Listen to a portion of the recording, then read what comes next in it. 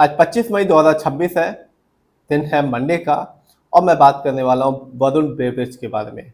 ये वीडियो सिर्फ educational purpose है, ना मैं कोई भी स्टॉक खरीदने की सलाह देता हूँ और ना ही बेचने की। तो बात आज वरुण बेवरेज के बारे में, इस कंपनी के बारे में इसलिए आज आपको बताने वाला हूँ क्योंकि अभी ही कंपनी ने अपने Q4 के नंबर को डिस्क्लोज किया है। साथ ही साथ इस कंपनी ने 2 महीने में अपने शेयर होल्डर्स को 42% का रिटर्न निकाल के दिया है। जिसका रीजन ये बताया जा रहा है कि एक तो Q4 के नंबर को कंपनी ने डिस्क्लोज किया है, साथ ही साथ जो गर्मी बढ़ी है, काफ़ी ज़्यादा गर्मी पड़ रही है पूरे देश में, काफ़ी गर्मी पड़ रही है, जिसकी वजह से जो कोल्ड ड्रिंक की जो डिमांड है वो भी बढ़ गई है। बात की जाए इस कंपनी के बारे में तो ये कंपनी वरुण बेवरेज एसोसिएट है विद पेप्सिको के साथ और लार्जेस्ट फ्रेंचाइजी है पेप्सिको की इन द वर्ल्ड में। और 2 महीने में इस कंपनी ने 42% का रिटर्न निकाल के दिया। रीजन एक तो Q4 के नंबर को डिस्क्लोज किया, दूसरा गर्मी की वजह से जो कोल्ड ड्रिंक की जो डिमांड है वो भी हाई है, जिसकी वजह से इस कंपनी ने ऐसा रिटर्न निकाल के दिया है। देखते हैं वरुण बेवरेज के शेयर प्राइस को और रिटर्न को। आज की बात करूं तो आज इस कंपनी का शेयर प्राइस है 536 रुपीज और आज इस कंपनी के शेयर में गिरावट देखने को मिली जो कि रही 0.64% की। एक साल, मैं हमेशा कहता हूं कि आप लॉन्ग टर्म रिटर्न को देखें तभी किसी भी कंपनी में अपना पैसा लगाएं। एक साल में इस कंपनी ने अपने शेयर होल्डर्स को 8.76% का रिटर्न निकाल के दिया। यानी आज से ठीक एक साल पहले इस कंपनी का शेयर प्राइस मिल रहा था 481 रुपीज़ का, जो आज के दिन है 536 रुपीज़ का। एक साल में तो इस कंपनी ने ज़्यादा रिटर्न निकाल के नहीं दिया, लॉस भी नहीं दिया और रिटर्न भी नहीं दिया।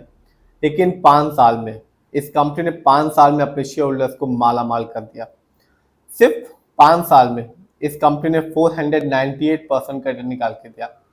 यानी आज से ठीक 5 साल पहले इस कंपनी का वरुण बेवरेज का शेयर प्राइस था सिर्फ 100 रुपए का, जो आज के दिन है 536 रुपीज़ का। तो जिससे भी 5 साल पहले इस कंपनी में पैसा लगाया, शेयर की अच्छी क्वांटिटी खरीदी, उसे कंपनी ने लॉन्ग टर्म में 5 साल में एक अच्छा खासा रिटर्न निकाल के दिया है। जानते हैं इस कंपनी के स्टॉक के परफॉर्मेंस को, यानी कि एक साल में कितना ये कंपनी का स्टॉक हाई गया और कितना लो आया। तो एक साल में इस कंपनी का जो हाईएस्ट शेयर प्राइस गया वो गया 543 रुपीज़ 95 पैसे का, जबकि एक साल में इस कंपनी के शेयर में गिरावट देखने को मिली जो कि 381 रुपीज़ की।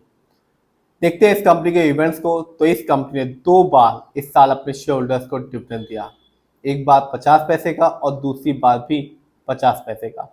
यानी कि कुल मिला के अभी तक इस कंपनी ने 1 रुपये का डिविडेंड अपने शेयर होल्डर्स को दे चुकी है। देखते हैं वरुण बेवरेज के फंडामेंटल्स को। तो जो कंपनी का मार्केट कैप है वो है 1,82,509 करोड़ का। ये कंपनी लार्ज कैप की है क्योंकि मार्केट कैप 20,000 करोड़ के ऊपर का है। पीबी रेशियो 9.32 है। शेयर मार्केट में एक अच्छा पीबी रेशियो कहलाता है 1 या तो बिलो 3। इंडस्ट्री भी 47.95 है, अच्छा खासा है क्योंकि शेयर मार्केट में एक अच्छा इंडस्ट्री भी कहलाता है 20 से लेकर 25 के बीच में। ये बताता है कि जो कंपनी के स्टॉक है मार्केट में कैसा परफॉर्म कर रहा है, क्या बहुत महंगा तो नहीं हो गया, क्या बहुत ज़्यादा सस्ता तो नहीं हो गया कंपनी का स्टॉक मार्केट में। डेप्ट टू इक्विटी 0.13 है। आप भी देख सकते हैं इस कंपनी पर लोन कर्ज नहीं है। इस कंपनी का आरओई है 15.51% का। शेयर मार्केट में एक अच्छा आरओई कहलाता है 15% से लेकर 20% के बीच में।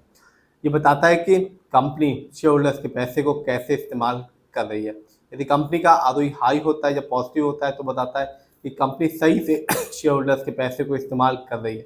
इससे आगे चल के फ्यूचर में एक अच्छा खासा बेनिफिट यानी कि रिटर्न देखने को मिल सकता है। यदि कंपनी का आरओई कम होता है, नेगेटिव होता है, तो साफ बताता है कि कंपनी सही प्रोजेक्ट्स में पैसे नहीं लगा रही, जिससे रिटर्न पाने की जो पॉसिबिलिटीज होती है लॉन्ग टर्म में वो कम हो जाती है। इस कंपनी का ईपीएस है 9.49, कम है क्योंकि शेयर मार्केट में एक अच्छा ईपीएस कहलाता है 80 और से ज़्यादा का। ये बताता है कि कंपनी ने लास्ट 12 महीने में कितना कमाया। इस कंपनी का बुक वैल्यू है 57.89 और कंपनी का फेस वैल्यू है 2। जानते हैं इस कंपनी के फाइनेंशियल परफॉर्मेंस को। तो जो कंपनी का रेवेन्यू था मार्च क्वार्टर में वो था 6,765 करोड़ का, जबकि 2025 में इस कंपनी का जो ईयरली रेवेन्यू था वो था 22,038 करोड़ का।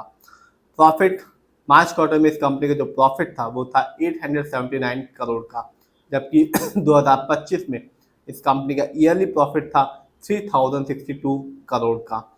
देखते हैं इस कंपनी के नेटवर्थ को, तो 2025 में इस कंपनी का नेटवर्थ था 19,741 करोड़ का, जबकि 2024 में इस कंपनी का ईयरली नेटवर्थ था 16,740 करोड़ का। ये तो बात है कंपनी के रिटर्न की, फंडामेंटल की और फाइनेंशियल की।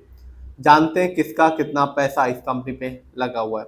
तो कंपनी में प्रमोटर यानी कि इस कंपनी जो ओनर्स है उनका पैसा विश्वास सबसे ज़्यादा लगा हुआ है।